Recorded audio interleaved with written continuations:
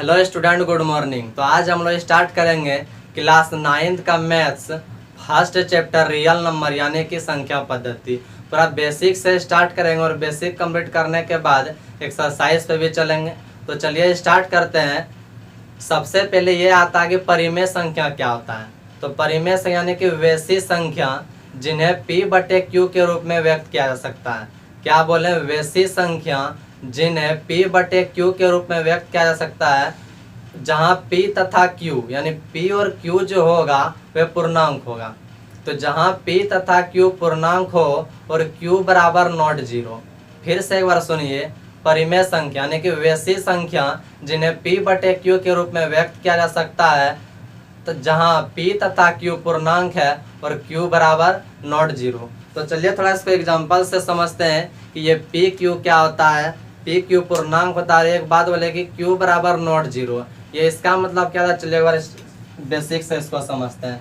क्या बोले? p/q, ये p/q जो होगा ये पूर्णांक होगा। क्या बोला? जहां p तथा q पूर्णांक हो, p तथा q क्या होगा तो पूर्णांक होगा। उसके बाद q बराबर नॉट जीरो, यानी q के जगह में जीरो कभी नहीं लिखेंगे। अगर लिखेंगे तो क्या होगा, चलिए इसको उदाहरण से समझते हैं।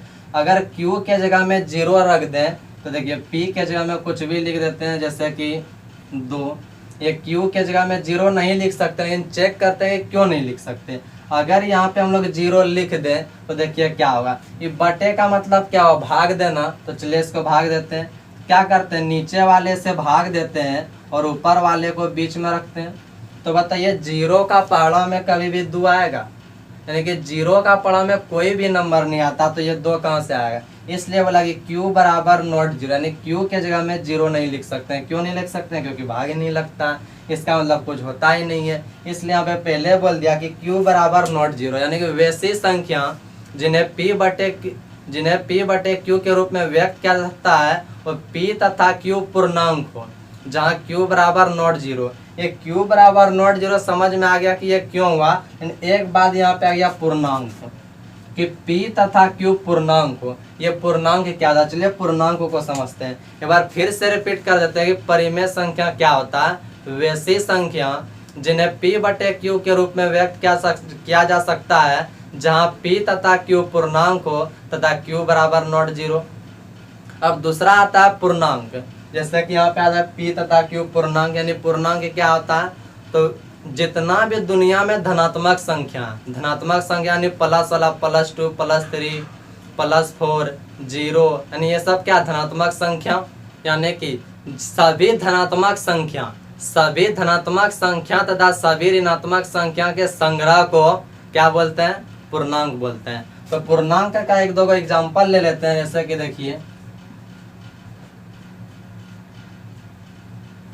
क्या बोले कि सभी धनात्मक संख्या यानी कि प्लस वाला तथा सभी ऋणात्मक संख्या यानी सब माइनस वाला के संग्रह, यानी कि जितना भी प्लस माइनस वाला संख्या है सभी को हम लोग पूर्णांक बोलते हैं। तो जैसे कि जाएगा +2, ये +3, 0 ना ही प्लस वाला है ना ही माइनस वाला है, तो ये हो गया 0। इसके बाद माइनस वाले लेते हैं, -10, -20, -6, यानी जितना भी धनात्मक संख्या जितना भी ऋणात्मक संख्या उसको क्या बोलते हैं, पूर्णांक।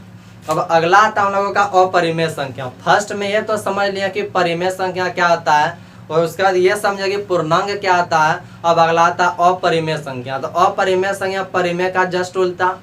तो अपरिमेय संख्या का डेफिनेशन क्या हो जाएगा, वैसी संख्या जिन्हें p/q के रूप में व्यक्त नहीं किया जा सकता है। क्या बोले, वैसी संख्या जिन्हें p/q के रूप में व्यक्त नहीं किया जा सकता है उसे अपरिमेय संख्या कहते हैं। तो किसे हम लोग मतलब कि p/q के रूप में नहीं लिख सकते हैं, तो एग्जांपल से समझते हैं। तो चलिए देखिए, अपरिमेय संख्या। तो अपरिमेय संख्या जो इसका एग्जाम्पल होगा वो सब रूट वाला। अगर रूट वाला कैसे, यानी कि √2, √3, √5, ये सब। अब यहाँ पे √4 नहीं लिख सकते हैं। अपरिमेय संख्या में √4 नहीं लिख सकते। क्यों नहीं लिख सकते? क्योंकि रूट 4 जो है इसका वर्गमूल निकल जाएगा और ये आगे फिर 2 आ जाएगा, जो कि 2 जो है ये परिमेय संख्या है। तो वैसा संख्या रूट के अंदर लेना है जिसका कि वर्गमूल नहीं निकलता हो। तो अपरिमेय संख्या का उदाहरण क्या जाएगा, रूट वाला जिसका वर्गमूल नहीं निकलता हो। दूसरा आता पाई, यानी कि पाई जो है कि अपरिमेय संख्या है। और एक आता है दशमलव वाला संख्या, जैसे कि 1.01 फिर 011 फिर 0111, जैसा कि इस तरह का है। 0 के बाद 1 फिर 0 के बाद 2 1 फिर 0 के बाद 3 1, ऐसा कोई संख्या जो हर एक बार अलग अलग आता है। जैसे यहाँ पे एक आया फिर 2 फिर 3 ऐसे करके। तो ये हो गया अपरिमेय संख्या। तो परिमेय संख्या समझ में आया, पूर्णांक भी समझ में आया और ये अपरिमेय संख्या भी समझ में आया ही होगा। नेक्स्ट आता है प्राकृतिक संख्या। तो प्राकृतिक संख्या क्या था, गिनती की संख्या को क्या बोले, गिनती की संख्या को प्राकृतिक संख्या कहते हैं। यानी जितना भी हम लोग संख्या को गिन सकते हैं सब प्राकृतिक संख्या। हम लोग किसको किसको गिन सकते हैं, इसको भी थोड़ा एग्जांपल से समझते हैं। तो देखिए ये आया प्राकृतिक संख्या, प्राकृतिक संख्या।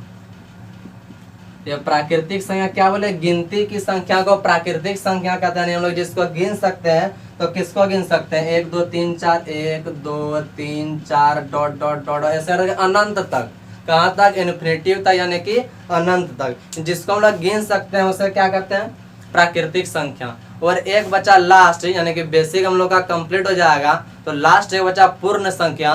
तो पूर्ण संख्या प्राकृतिक संख्या के तरह है, लेकिन थोड़ा सा उसमें अलग है। क्या है, प्राकृतिक संख्या में, ध्यान से सुनिएगा, क्या बोले, प्राकृतिक संख्या में 0 को शामिल कर देंगे तो वह पूर्ण संख्या बन जाएगा। यानी कि ये क्या है, ये प्राकृतिक संख्या है। अगर इसी में हम लोग पूर्ण संख्या, इसका डेफिनेशन क्या बोले कि प्राकृतिक संख्या में शून्य को शामिल कर देने पर जो संख्या मिलेगा उसी को हम लोग पूर्ण संख्या कहेंगे। देखिए प्राकृतिक संख्या का उदाहरण था, इसको पहले लिख दीजिए। और क्या बोलते हैं कि इसमें 0 को शामिल कर दीजिए। तो लीजिए 0 को शामिल कर दिए। जैसे ही 0 को शामिल करेंगे ये पूर्ण संख्या बन जाएगा, और 0 को जैसे ही हटा देंगे वो प्राकृतिक संख्या बन जाएगा। तो यहाँ तक समझ में आया स्टूडेंट। ये क्लास 9 का बेसिक था, इसको कंप्लीट कर दिए। अब हम लोग एक्सरसाइज पे चलते हैं और एक्सरसाइज का क्वेश्चन आते हैं। तो चलिए स्टूडेंट, इस समझ में आया, इसको इरेज कर लेते हैं। तो चलिए स्टूडेंट अब एक्सरसाइज पे चलते हैं। आप लोगों के पास बुक है तो बुक को खोल लीजिए, और नहीं भी है तो कोई टेंशन नहीं, हम एक एक क्वेश्चन को बोर्ड में लिख देंगे, आप लोगों को थोड़ा सा भी परेशानी नहीं होगा। तो इसका क्वेश्चन नंबर 1 है, क्या शून्य एक परिमेय संख्या है। क्या बोल रहा है, क्या शून्य एक परिमेय संख्या है। अब परिमेय संख्या क्या होता है आप लोगों को पता ही चल गया, पहले ही बता दिए। उसके बाद लिखा हुआ है, क्या इसे आप P/Q के रूप में व्यक्त कर सकते हैं। 2 क्वेश्चन बराबर है कि क्या शून्य एक परिमेय संख्या है, ये तो गया पहला क्वेश्चन। दूसरा पर अगर है तो क्या आप इसे P/Q के रूप में व्यक्त कर सकते हैं। उसके बाद आगे लिखा हुआ है, जहाँ P और Q पूर्णांक हो, ये भी लिख दिया कि P और Q पूर्णांक होना चाहिए। और लिखा Q बराबर नॉट 0, यानी कि Q का जगह में 0 नहीं लिख सकते हैं। तो चलिए देखते हैं एक्सरसाइज 1.1 का यह क्वेश्चन नंबर 1 है।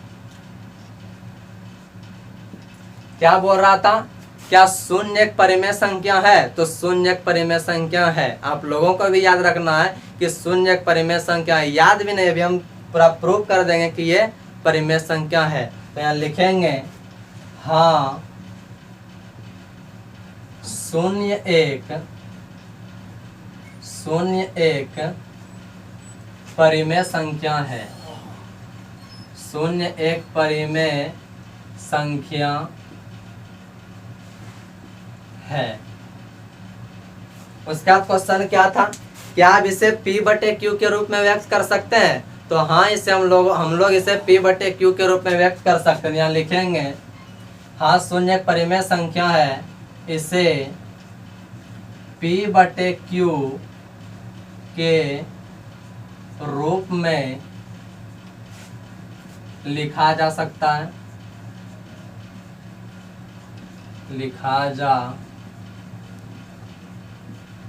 है, तो चलिए देखते हैं इसे P/Q के रूप में लिख सकते हैं कि नहीं। तो यहाँ पे एक चीज हो रहा था कि Q बराबर नॉट 0, यानी क्यू के जगह में 0 नहीं लिखेंगे, पहला बात। और दूसरा बात यह है कि पी और क्यू जो है इसके जगह में पूर्णांक होना चाहिए, और पूर्णांक क्या होता है आप लोगों को पता ही है। पी क्यू के जगह में पूर्णांक लिखेंगे यानी प्लस या माइनस वाला संख्या, लेकिन क्यू के जगह में 0 नहीं लिखेंगे। तो चलिए देखते हैं पी के जगह में कोई भी संख्या ले, जैसे 0 ले लेते हैं। 0 क्या एक पूर्णांक संख्या है कि नहीं, 0 एक पूर्णांक संख्या लिख दिए।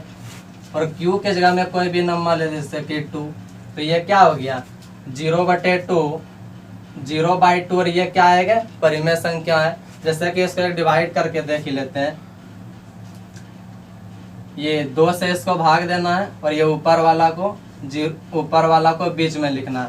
बोलिए 2 का पढ़ा में 0 आएगा कि नहीं।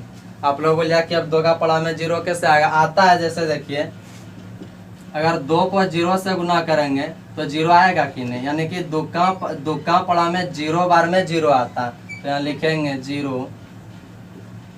तो देखिए 2 का पढ़ा से कट गया। यहाँ पे क्यू के जगह में 0 नहीं लिखना था। क्यों नहीं लिखना था आप लोगों को पहले ही बता दिए थे, क्योंकि यहाँ पे 0 लिखेंगे तो कटेगा नहीं। तो ये क्या हो गया, ये एक परिमेय संख्या है। तो वही बोला कि हाँ 0 एक परिमेय संख्या है, इसे P/Q के रूप में लिखा जा सकता है। वैसे इसका एक दो एग्जाम्पल और ले लेते हैं, जैसे कि 0/4, 0/6, ऐसे ही करके। तो ये हो गया 1.1 का क्वेश्चन नंबर 1, ये कंप्लीट हो गया। तो आज यहीं तक रहने थे स्टूडेंट, फिर नेक्स्ट वीडियो में चलेंगे और 1.1 में जो भी क्वेश्चन बचा उसको अगले नेक्स्ट वीडियो में पूरा कंप्लीट कर देंगे। ठीक है स्टूडेंट, बाय बाय।